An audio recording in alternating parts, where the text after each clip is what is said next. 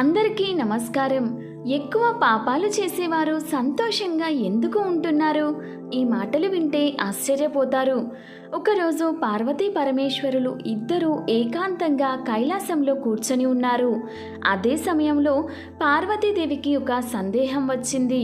పార్వతీదేవి పరమేశ్వరుడిని అడుగుతూ ఉంది, ఈ ముల్లోకాలను మీరు పాలిస్తూ ఉంటారు కదా, ఈ ప్రపంచంలో ఎప్పుడూ కూడా చెడ్డ పనులు చేసేవారు, ఆపదలో ఉన్నవారికి ఎన్నడూ సహాయం కూడా చెయ్యనివారు, వారే ఎందుకు సుఖంగా సంతోషంగా ఉంటున్నారు, వారే ఎందుకు ఎక్కువ ధనవంతులు అవుతున్నారు అని అడిగింది.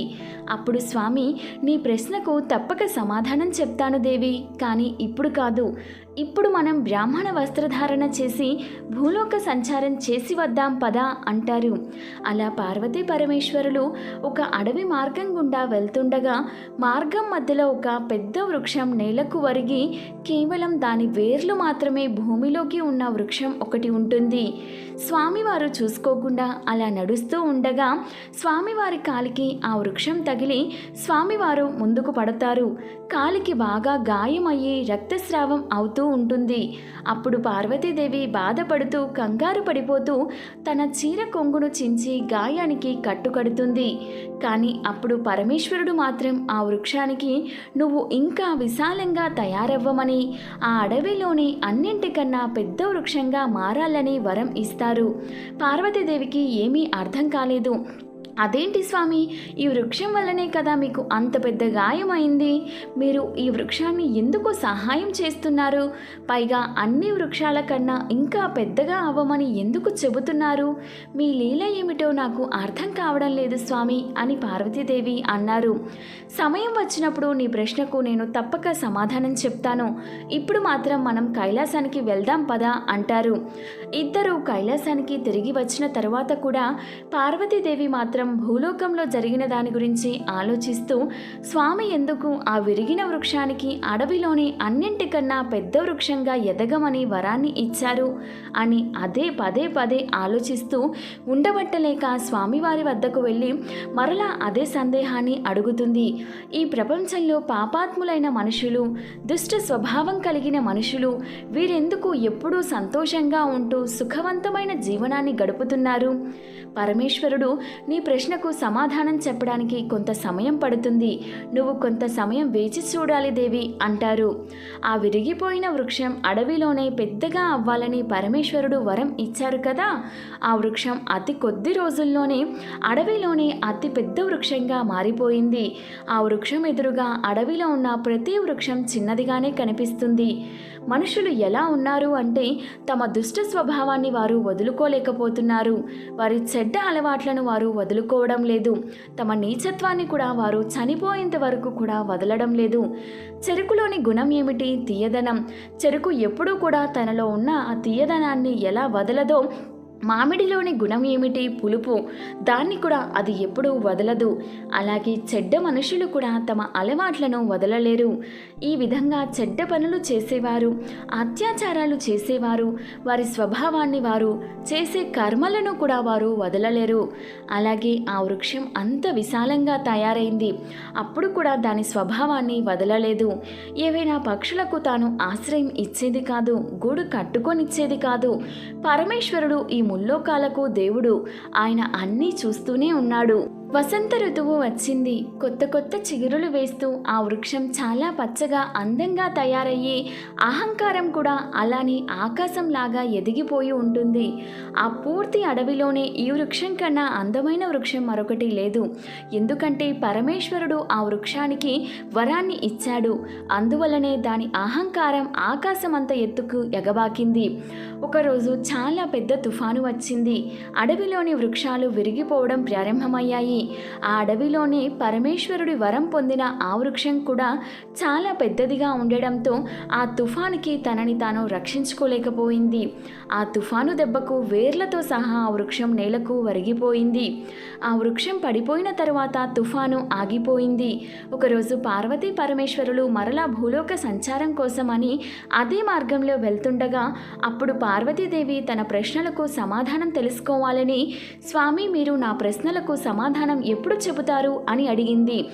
అప్పుడు స్వామి, పద, పార్వతి, మార్గం మధ్యలోనే నీ ప్రశ్నకు సమాధానం తప్పక దొరుకుతుంది అని అంటారు.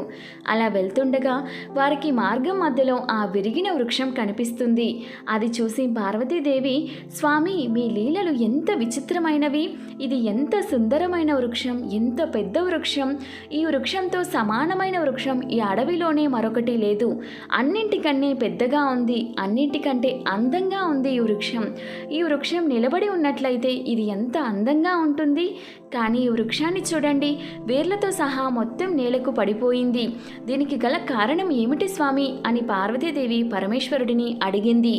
పరమేశ్వరుడు పార్వతీదేవితో చెబుతున్నారు, దేవి, ఈ విరిగిపోయిన వృక్షం కొంతకాలం క్రితం మనం ఈ మార్గం గుండా వెళ్తున్నప్పుడు నా కాలికి తగిలింది, చాలా పెద్ద గాయమైంది కదా, ఆ వృక్షమే ఇది.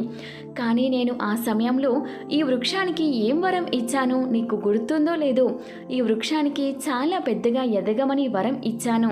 అప్పుడు నేను ఈ వృక్షాన్ని తీసిపారేయాలి అంటే నేను చాలా కష్టపడాల్సి వచ్చేది, ఎందుకంటే విరిగిపోయిన వృక్షం చాలా అహంకారాన్ని కలిగి ఉంది, పాపి ఈ వృక్షం, అందువల్లే ఈ వృక్షాన్ని నాశనం చేయడం నా ఆవశ్యకత, అందువల్లే ఈ వృక్షాన్ని పెద్దగా అవ్వమని వరం ఇచ్చాను.